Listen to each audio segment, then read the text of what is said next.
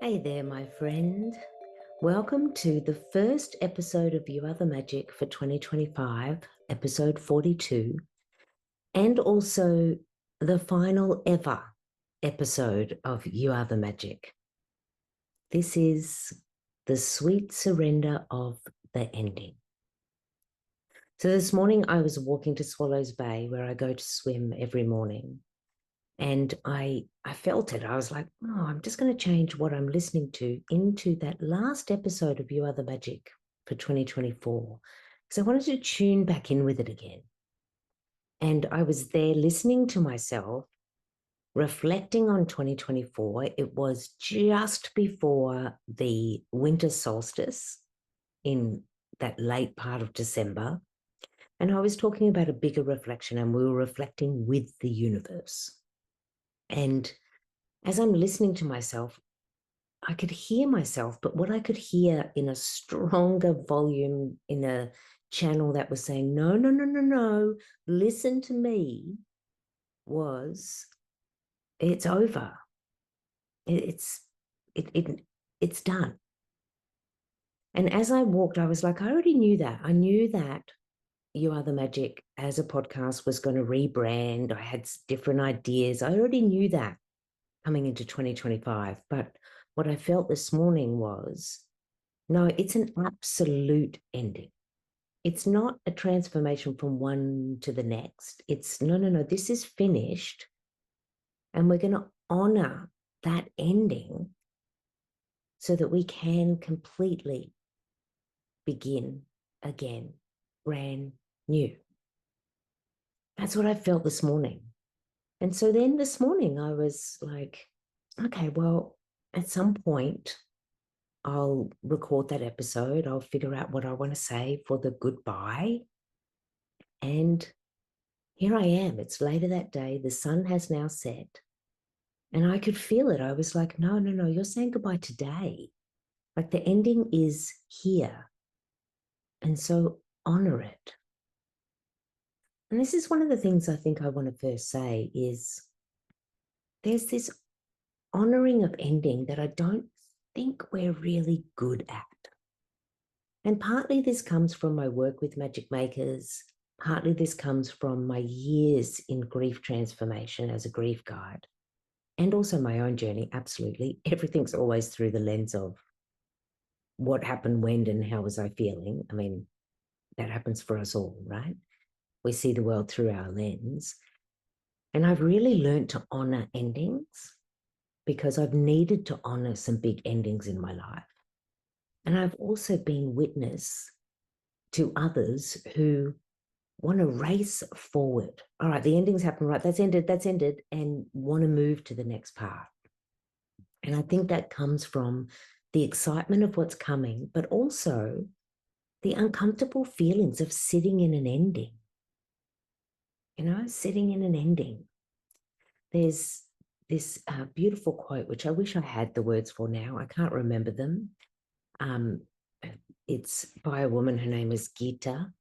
And if I can, I'll find the quote and I'll put it in the show notes. But essentially, she's saying, like, you walk all the way up the hill to get to the crescent, to get to the top before you roll down the other side. Take the moment at the top. Check out the view. Make sure you look at where you have been before you walk through the doorway into where you're going.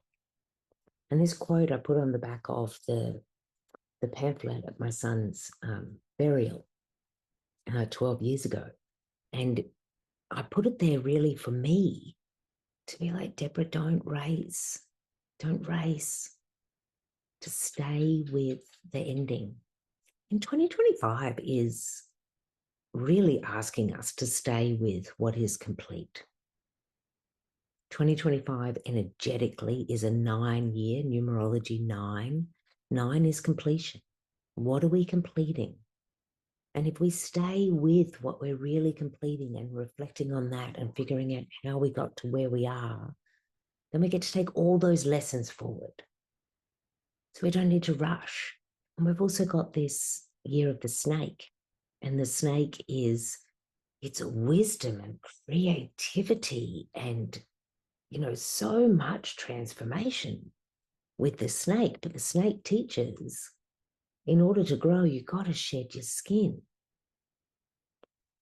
And so I'm going to honor the ending.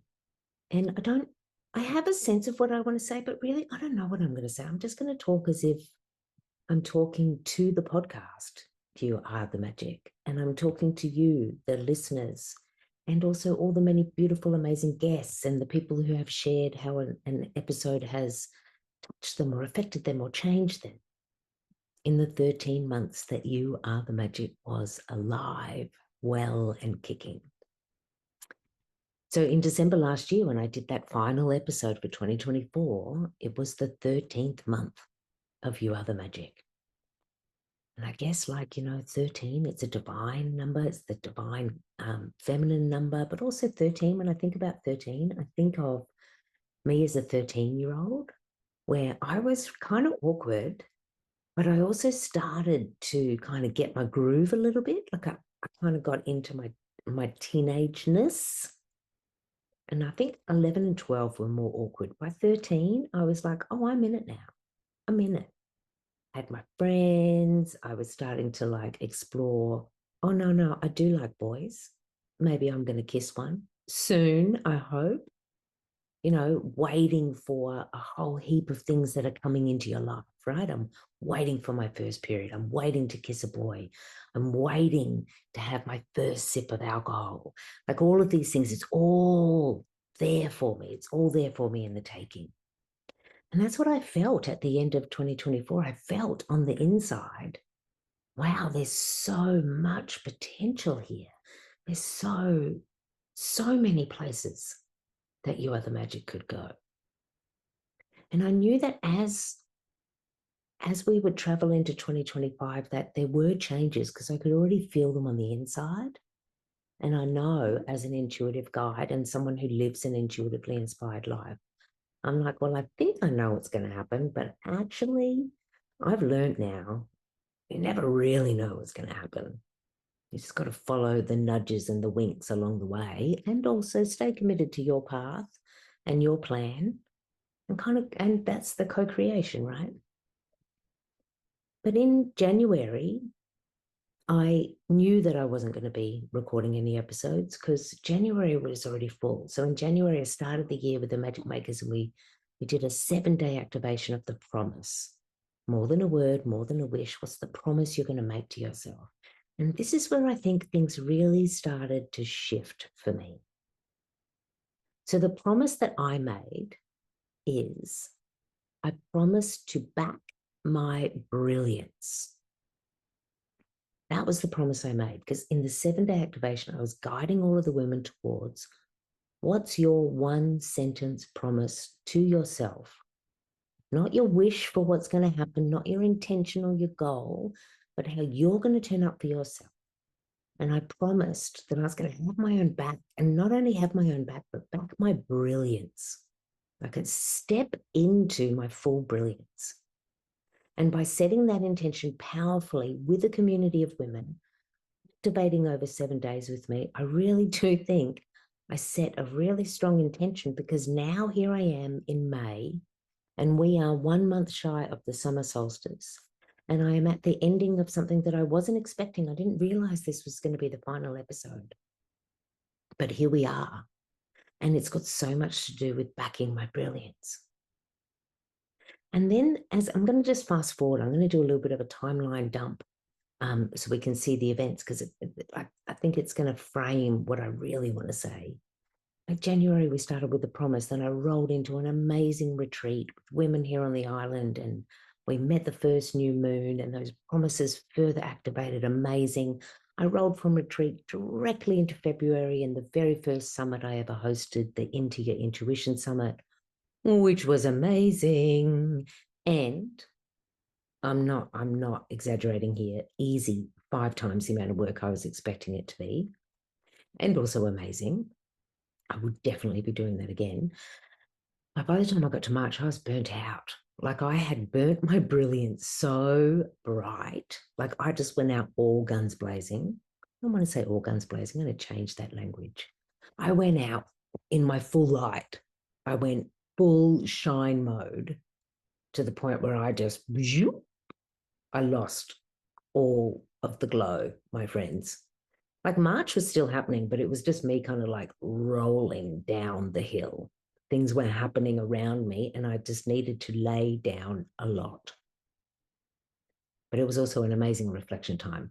And then by the time we get to April, I'm on a plane to New York to work and then to see my family in Australia and then back to New York again to do some more work. And that's a big story right there. And then always in April, May, it's the anniversary of Sage's death. And then the 5th of May is his birthday. So here I am, 1 month shy of the summer solstice and the very last ever episode of You Are the Magic. And it's like, how did I get here? Oh, I know exactly how I got here. Not only did those events happen, but I also had this other narrative that was playing out, which is the unseen narrative. And that unseen narrative is the intuitive navigation. It's the following the winks and the nudges and saying yes, even though you don't know what's going to happen next. And I think that's the story I really want to tell, the story of how that unfolded. So take a big, deep breath with me now, because like as I shared, I don't know actually what I'm going to share in this story, but I know I want to go to this place with you, my friends, because I want to inspire this in you, because this is happening in your life too. There's the scene. I can see what happened in March. I saw that I got on that plane to Australia in April. What's actually happening? What are you energetically working through? What messages are you listening to and following, or maybe not? Because what happened for me in January is I anchored into the year and I called myself out on my bullshit. I mean, I'd been doing that all of 2024, I will say. But when I got to January, I was like, Deb, it's enough now. You don't need to keep healing the same thing. You don't need to keep coming back in your journaling to valuing yourself because you're working on your abundance and you want to minimize scarcity mindset and you want to move into the full fat version of your business, like all of that. I called myself out on my bullshit and I was like, no, you have been making it and surviving and then making it again this whole time. You get to win. And one of the things that I decided, I was on a beach here in Tobago with my really good friend Fallon. I think it was the first day of the year, January 1st, and it was sunset. And we were sitting there and we went swimming. We were just sitting on the sand and we were talking about the year ahead. And I said, Fallon, this is the year that love wins, which means we all get to win.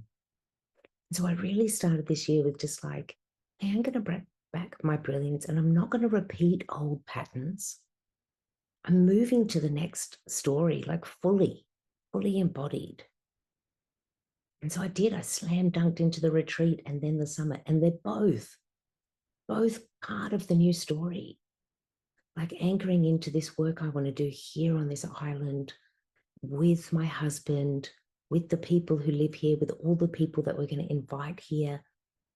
And I really, really enjoyed myself in the retreat. It was the third retreat, and I let go of all the things I thought the retreat should be. And I just stayed present to myself, the women, my husband, and the island. And we followed this beautiful rhythm. It was just so exquisite. And then moving into the summit was really about owning that I want to be visible. And not only me visible, I want to make other women visible. I want to be in communities of women where we're all feeling powerful. Because the summit had 13 women who were all in some way connected to intuition as an expert in their work, but everyone had a different expertise. And there was no competition, there was no conflict, it was all just celebration of each other. And more than 200 women from 13 different countries around the world joined. And what was happening for me intuitively was this. First of all, I get the nudge of like, you got to be over your bullshit now, Deb. Right? It was like my intuition was like stamping its foot and saying, no, enough now. We've been really patient with you while you've been figuring some stuff out. But we got some stuff to do in 2025, Driscoll. Come on, Deb D, enough. And I heard it and I was just like, right, I'm putting all the bullshit batons down. And I stepped fully in. And then the next thing I did is I relaxed into being with the women in the retreat. And it was exquisite. There were so many beautiful moments that were never in the timeline, never on the roster of what we're doing on that particular day. And it was because I was following my intuition. I was saying, no, actually, this is what we're going to do today. Oh, well, why don't we start this? Why don't we go there? And it wasn't just me and great ideas. It was me listening to the women and what they needed and following the pulse of the island. It's such fun. And then stepping literally onto the stage. Like a part of backing my brilliance is owning, like I've said before, in You Are the Magic, one of the episodes, I said it out loud. I want to be known. I want people to know my name. And it's not about fame. It's about wanting that big of an impact. And so if I want that, you've got to step into the embodiment of that. I really do believe that that's what the Into Your Intuition Summit was in so many ways. Like all week long, I was having so much fun because we had so many live events and I was opening up so many stages where I was there inviting other women to tell their stories, inviting experts to share their gifts and their talents with all the women gathering. And it was so dynamic and expansive. And my intuition the whole time was saying, oh yeah, you've got this. You have got this. Yes, this is a whole heap of work and you're actually under-resourced and you should have probably given yourself some more time. But that's my impatience and fast forward button. I think it's my Aries rising, to tell the truth. But I just rush ahead with a good idea. Done it more than once, probably going to do it again. But the whole time, my spirit was saying, yes, this is it. This is it. Storytelling, women, intuitive wisdom, gathering together in events. Yes. So in March, when I needed to lay down a lot, in the beginning, this is like late February into March. In the beginning, I resisted it. I was like, oh, no. We've just hit a good point. We've got to keep going. We've got to keep going. I need to leverage all of this energy.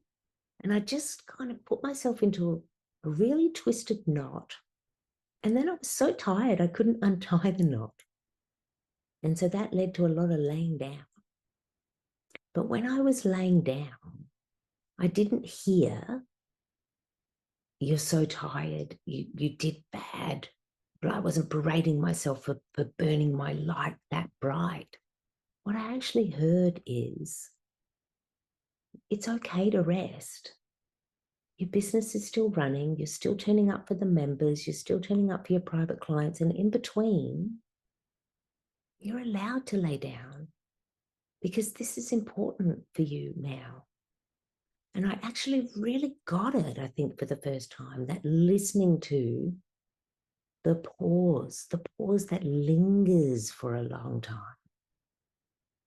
And in March, I can see now that in March was a whole heap of untying of knots, but it was also the laying of the foundation of, okay, babe, if you want to burn this bright, we got to recalibrate to an energy that can manage that intensity. And that was a lot of March. Like I took some epic naps in March. And I don't know what was happening when I was napping, but I know that there was a whole heap of energy upgrading happening. And I'm so glad that I listened and I didn't push forward. I didn't in March go, right, you've got to get You Are the Magic, the podcast out. I was like, no, that I'm not feeling that. I don't actually know what I'm feeling. So let me just go and lay down. And then in April, there was a different type of release in April because the old switch came on, right? The old switch was like, okay, right, you've laid down a lot in March. So in April, when you're with your family, why don't you do all these things? because, my sisters will be at work, my mum will be napping a lot, and I'll have time to work for sure. Let me tell you, the 3 weeks I was in Australia, not a lick of work happened. There were a few things I'd scheduled. I had somebody else, beautiful Caroline was doing some somatic experiencing work in the Magic membership. So I didn't even really need to be attentive to that because Caroline completely had her hands on the wheel. Thank you so much, Caroline. And I thought I'd afforded myself all this creative space. I was going to write. I was going to create this strategy for You Are the Magic in the next phase. Because I did. I had all these dreams of where the You Are the Magic was going to go. I was going to be working on that. None of that happened. Because I worked on this deeper layer, which was the tending to some of the deeper emotions and deeper relationships that I needed to tend to. Like my intuition said, you now have to have some hard conversations with yourself and with a few people in your world. And I knew it. I could hear the whisper. Don't you step away from that conversation. Don't you not turn up for yourself in that way. You are here in the same room with that person. Now is the time. Courage. Call on your courage, Deb. And be here now. And I'll tell you, when I was in Australia, my body felt so uncomfortable. I think I now know I think my body is calibrated for the Northern Hemisphere, and the Southern Hemisphere feels uncomfortable, like I am literally an upside down world. But I was also uncomfortable because I knew some really deep work was happening. I had some big conversations. And it felt really tender. I also unpacked the final boxes of all the things that I'd packed up from my life with Sage. And I didn't pack those boxes back together. There are no boxes left. I have left in Australia now the photo albums only. Everything else was either gifted on, donated, and there was a small pile of things I brought back to the island. So there was a big ending there. Realignment with my sisters and my family. And this bigger conversation with me, which is all about guilt. I felt guilty for so long for not being with my family in Australia, for not being present to my long-term girlfriends, to not being there for the nieces and the nephews. So many things have happened since I lived there, and I had this big weight of guilt that I wasn't there. And my intuition told me, you need to face that and alchemize it, because you're not going to be able to burn as bright as you want to in your brilliance if you have this guilt, or if you hold on to these last threads of grief. I tell you, my friends, I did not see this coming. It was deeply transformative. And by the time I left Australia, I left knowing that I had turned up for the people that I loved, and I had turned up for myself. And the last 3 days I got to spend with my mother, and we watched TV, we cooked food. My mum made a pillowcase for me that I have here now in my office. We had random conversations. She, humored me with space bags, trying to get everything I'd bought in Australia into suitcases. It was amazing. It was a beautiful time with my mum. And when I left, I knew that I'd left behind a whole heap of emotional baggage that I didn't need, that was really dampening how bright I could be. And then when I got back to the island in May, it was like, it's go time. You can feel it. The recalibration has happened. The foundation is strong. And it's go time. And what go time gave me next is another ending. More than one. We're in one of the endings right now. The very final episode of You Are the Magic is happening right now. This is the end. This is the sunset of this podcast. Don't you worry, my friends, there's another podcast coming, but that's later because we're honoring the ending. I also, about 10 days ago, resigned from a position I've had within an organization that I've had for 7 years, connected to this organization for 9 years.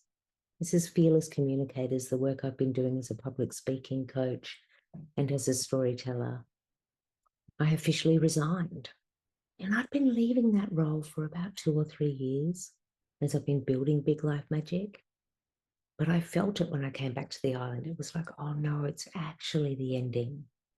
And I had the most gorgeous, generous, loving conversation with the founder, Eduardo Placer, who was a beautiful friend of mine. And we had a beautiful resignation conversation. And I was honoring that ending. I didn't know that that ending was coming in May. I thought maybe I'll end by the end of the year. But no, that happened on this one day. I felt it, just like I felt. This is the ending today for You Are the Magic. I felt it. This is it. Do not linger. Honor the ending. And so I ended the things that needed to end. I honored my intuition when it said, this is the end of the line, Deborah. And all of those endings are in honor to my promise of backing my brilliance. They're like, well, okay, well, if you want to back your brilliance, you've got to let go of this emotional baggage. You've got to learn how to rest. You've got to actually step onto the stage. You've got to say no to the things you know you don't have the energy or time for anymore. That's backing my brilliance. And I got to say, even though I knew 2025 was a 9-year and a snake year and all about completion, I am really surprised by the endings. I'm wondering if you are too. But I am committed to this honoring of the endings, just to sit with it. And so we're going to sit with the honoring of You Are the Magic, the podcast. You know, when I began You Are the Magic, the podcast, which was in November 2023, it was one of those, right? Deb's just going to run straight into it. And I did. I knew that. And as I began and as I started to share episodes, I would find my way. And I did. And I had such an amazing time. The first season in November, December of 2023, I don't share episodes with guests. It's me talking about my work and how I came to this work in the magic realm and what is magic. And I found so much in that turning up every Wednesday. I was live at 12 Eastern, streaming across platforms. I don't like those Wednesdays were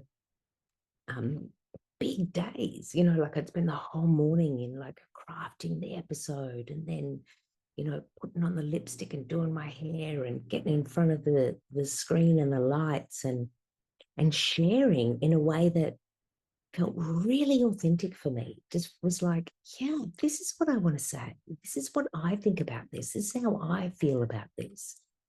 Felt really good. So when we started 2024, I was ready to share that stage and say more.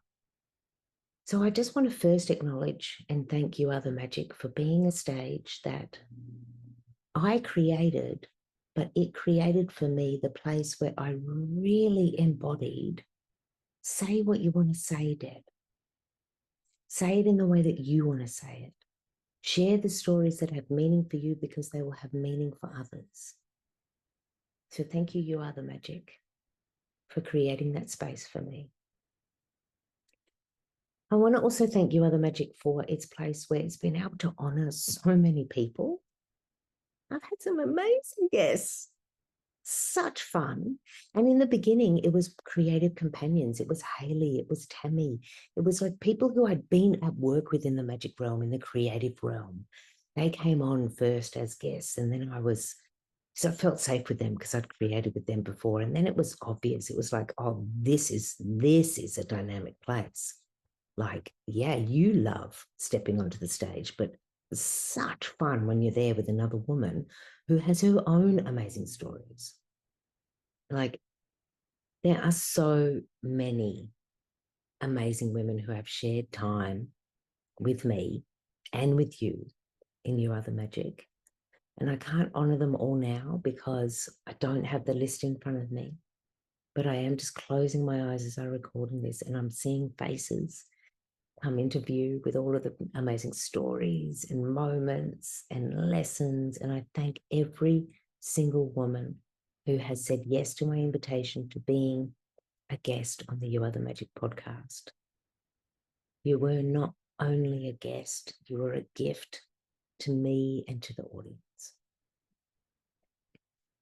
And the third and final honoring of the ending is how every You Are the Magic podcast episode was ended. And this was spontaneous. It came in episode 1, and then it's just been in every episode. And that's the dedication. And so the dedication, was either from me or from the guest, and it was like sending love out into the world. And some of those dedications for me were so deep, and some of them, like, I know that I was right on the brink of tears with some of them. Like, some of them I was dedicating to, women who have really, really changed and shaped my world. And some of them were to, the people who are not in this world anymore. And I know for a lot of guests that dedication was, special, because I know, being with the guests, that they really, really thought about it and really felt into who they wanted to dedicate those episodes to. So that third and final honoring is to the dedication, which leads me to the dedication. Like, I feel like there's so much more I want to say, because I do have so much more I want to say, which is going to be launching once we hit June and July and August. It's all going to come. And I don't actually want to speak about it at all right now, because I'm honoring an ending. So I'm going to end this episode with the dedication. And I dedicate this episode to magic itself. So I started You Are the Magic because I wanted to get this message out to women. It's you. You are the magic. You are the magic. And it's just come spontaneously now. I actually didn't know what the dedication was going to be, but it is so perfectly aligned. I dedicate this episode to magic itself, because you have always been alive in the world and in the universe. And no matter how we treat you, whether we pay a lot of attention to you, whether we believe in you, whether we slap you to the side, magic, you just keep turning up for us. Magic, you show us what's possible. Magic, you turn up on the days that feel really dark with just a little glimmer of hope. And magic, you are the great expander. And magic, you live within all of us, and you live between us. And magic, you show us the way to move forward in our world and to expand in our world and in ourselves. So magic, to me, is something that I can hold, something that I treasure, and definitely something that I honor. So I dedicate this very final ever episode of You Are the Magic to magic itself. Big deep breath, my friends. Honoring ending. What ending in your life needs a moment or a deeper breath? What ending have you maybe rushed through? What ending have you been not ready to meet? I invite you in this very final episode to honor that ending and to invite magic in, because magic is right there with you. Because it's true, my friend. It's you. You are the magic.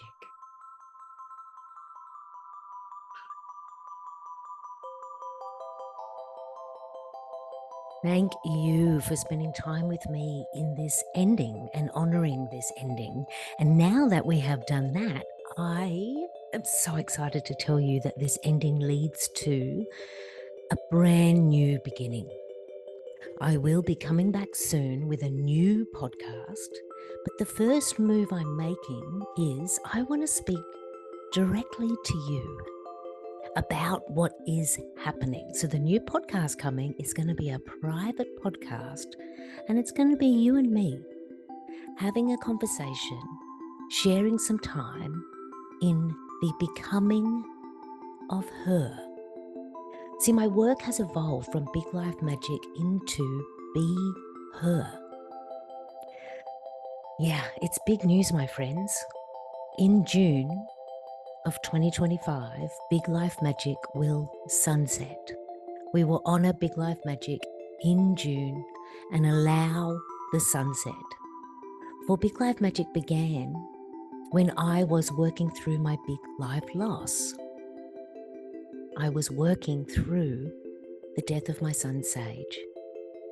And that is a complicated but also magical journey, which I've spoken about in my book, through the podcast, in my writing, in my speaking. And where I've arrived is here. I know that we're all going to meet big life loss. It's a part of our earthbound experience. Or we will all meet one of the 4 Ds of big life loss: a death, a divorce, a diagnosis, or a dream that doesn't come true. And for years, I was working in that realm, there with our big life losses. And how do we hold this? How do we navigate this? How can I be the guide for others so they can move from big life loss into big life magic, which is the healing transformative journey. It is heart repair. It is building your courage and your resilience and remembering who you are and why you're still here beyond that loss, and then activating magic. But where I'm at right now is I've been in the magic for a while and it's wonderful. But by staying in the magic and allowing the magic to expand and grow inside me, I've landed at a whole new place. I'm now at the place of like, well, what happens next?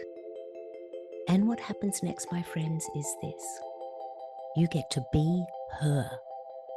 The woman who is reclaiming your intuitive wisdom, who is aligning your intellect and your leadership and leading from an alchemized heart. You get to be her. And that's where I am now. And it is so expansive. And it's also so clear in me that this is the next chapter of my work, and the next chapters of my work is supporting women to step into the becoming of her and then to be her. So Big Life Magic is sunsetting, and we will honor that ending. And then we will say hello. The sunrise is the Be Her Collective. Ooh, I've got so much to share with you about the Be Her Collective, but what I want you to know is this. Put this in your back pocket, my friends. In June, you're going to hear from me, and you're going to have the option to say yes to this time with me in the private podcast, Becoming Her. It's all on its way. And remember, you are always going to be the magic. You are the magic the podcast has honored its ending. But you, my friend, you are always going to be the magic.